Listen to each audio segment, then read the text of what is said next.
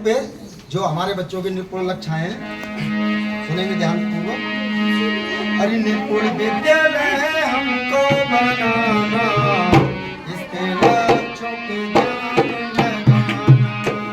निपुण विद्यालय हमको बनाना, इसके लक्ष्यों पे ध्यान लगाना। 1 से 10 की संख्याओं को पढ़ना, संख्या वस्तु